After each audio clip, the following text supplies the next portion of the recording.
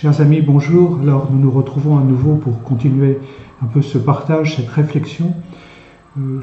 J'ai la charge de vous parler aujourd'hui de ces 3 jours très particuliers, tout proches de Pâques, ces 3 jours saints qui forment ce qu'on appelle un triduum, le jeudi saint, le vendredi saint et évidemment le dimanche de Pâques. Alors le jeudi saint, c'est un jour assez fondamental qui évidemment permet de comprendre tout le reste.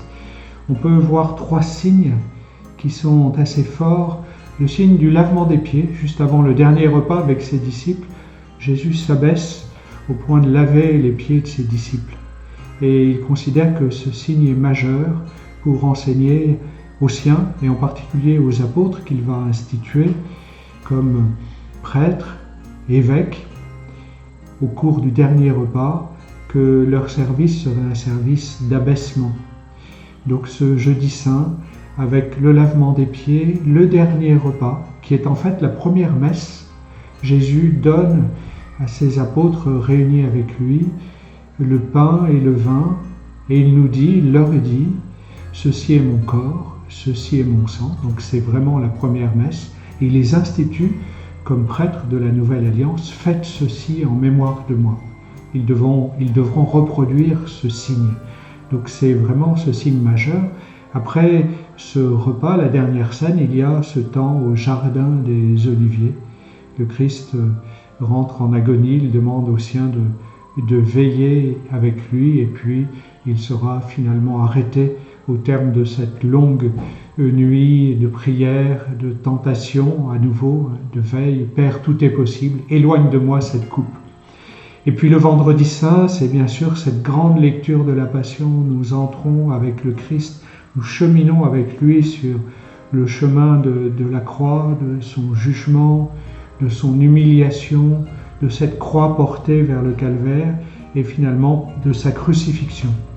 Ce sont vraiment des moments de silence très intenses, de lecture méditative de ces grands récits de la Passion que nous trouvons dans les évangiles, que nous pouvons écouter aussi sur différents podcasts. Vraiment, méditons fortement cela. Et enfin, évidemment, tout ne s'arrête pas à la mort.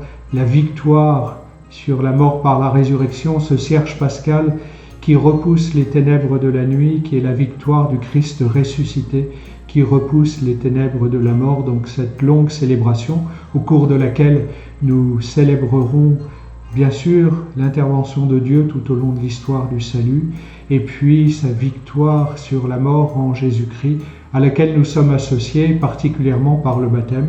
Et c'est dans cette nuit de Pâques que nous célébrons les baptêmes de ceux qui étaient catéchumènes et qui vont devenir néophytes, nouveaux baptisés, associés de manière extraordinaire au Christ dans sa victoire sur la mort par la résurrection. Et bien sûr, le matin de Pâques, nous courons au tombeau avec les saintes femmes et nous voyons le tombeau vide et nous annonçons avec les saintes femmes, avec Marie-Madeleine, sans doute Marie aussi, le Christ ressuscité. Il était mort et voilà qu'il est vivant.